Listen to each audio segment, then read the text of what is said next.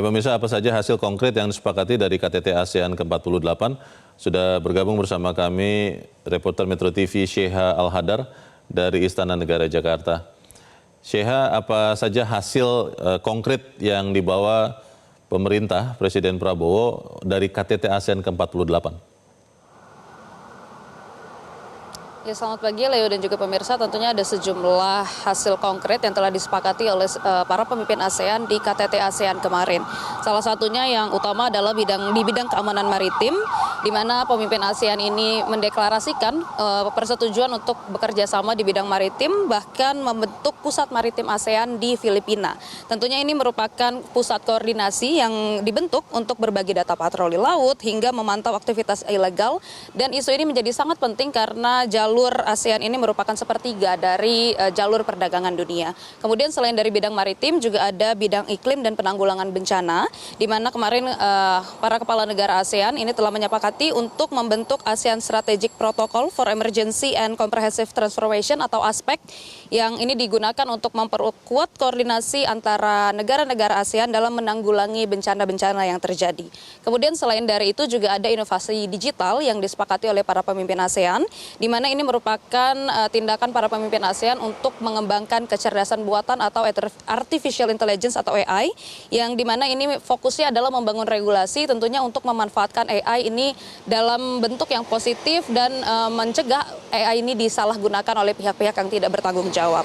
Nah, selain itu juga ada isu yang sangat penting saat ini Leo dan juga pemirsa, yakni ketahanan energi kawasan, di mana kemarin kepala negara ASEAN ini sudah membentuk APSA atau ASEAN Petroleum Security Agreement, yang ini merupakan skema cadangan minyak bersama ASEAN yang merupakan respon atas konflik yang saat ini terjadi di Timur Tengah. Nah, ini merupakan bentuk kerjasama yang dilakukan oleh kepala negara ASEAN untuk sebagai mekanisme darurat seperti itu ya, apabila terjadi krisis energi yang disebabkan oleh konflik global. Nah, tujuan dari APSA ini sendiri untuk menjaga stabilitas pasokan, kemudian juga mengantisipasi lonjakan harga hingga menghadapi resiko gangguan energi. Nah, selain dari energi juga ada isu soal ketahanan pangan dan juga cadangan beras. Kemarin kepala negara ASEAN juga sudah menyetujui adanya skema ASEAN Plus 3 Emergency Rice Reserve atau APTER, yang mana ini merupakan cadangan beras regional yang melibatkan ASEAN Plus 3 atau Tiongkok, Jepang, dan juga Korea Selatan, yang tujuannya tentunya untuk menjaga stabilitas harga pangan dan juga cadangan pangan yang ada di negara-negara ASEAN. Nah, selain dari KTT ASEAN itu sendiri, Leo dan juga pemirsa, kemarin Indonesia dan Filipina juga sudah menandatangani MOU atau kerjasama di bidang rantai pasok mineral kritis global, yang ini merupakan Strategic Nickel Industry Development Cooperation antara Asosiasi Penambang Nikel Indonesia dengan Philippine Nickel Industry Association, di mana kerjasama ini mencakup pertukaran informasi, kemudian juga pengembangan bersama teknologi hilirisasi nikel, serta pengembangan sumber daya manusia untuk menyokong ekosistem industri nikel itu sendiri.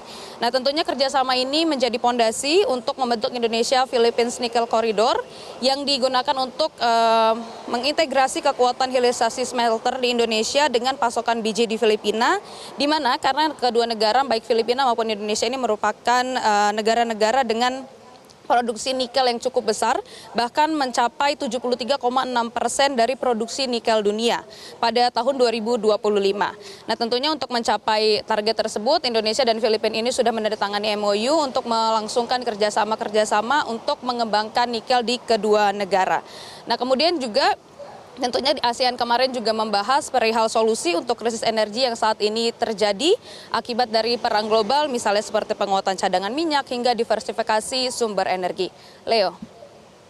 Ya, terkait dengan berbagi energi atau minyak bersama ini, Sheha, apakah sudah ada mekanisme konkret bagaimana misalnya Indonesia dalam kondisi yang di bawah tekanan karena krisis Timur Tengah misalnya, membutuhkan minyak tambahan dari Singapura atau negara-negara ASEAN lain, atau sebaliknya? Apakah sudah ada mekanisme konkret bagaimana menggunakan cadangan energi bersama ASEAN ini? Ya, tentunya tadi sudah dibahas di KTT ASEAN itu, Leo dan juga pemirsa, karena memang kepala negara ASEAN ini sudah menyetujui agreement ataupun kerjasama untuk berbagi cadangan minyak. Salah satunya penguatan cadangan minyak melalui APSA atau ASEAN Petroleum Security Agreement. Nah, ini merupakan kesepakatan antara negara ASEAN apabila memang terjadi gangguan pasokan energi di negara masing-masing. Kemudian juga ini untuk memperkuat distribusi dari minyak itu sendiri, dan ini menjadi buffer regional untuk para negara-negara ASEAN agar tidak terlalu terguncang dari krisis yang saat ini terjadi akibat perang di Timur Tengah. Nah, kemudian juga ada diversifikasi sumber energi, di mana ini memang ASEAN ingin mengurangi ketergantungan impor minyak dari Timur Tengah. Nah, ini untuk itu ASEAN juga mendorong adanya perluasan energi terbarukan hingga mempercepat transisi energi, bahkan adanya kerjasama listrik di antar negara. Nah, ada beberapa fokus diversifikasi yang disetujui oleh kepala negara ASEAN kemarin, diantaranya ada tenaga surya, kemudian geothermal, biofuel, bahkan kendaraan listrik. Leo. Kita tentunya menantikan langkah lebih lanjut bagaimana kerjasama ASEAN soal berbagi energi ini, karena masih ada banyak tantangan soal infrastruktur antar ASEAN. Syekha Al-Hadar melaporkan langsung dari Istana Negara, Jakarta. Jelajahi cara baru mendapatkan informasi. Download Metro TV Extend sekarang.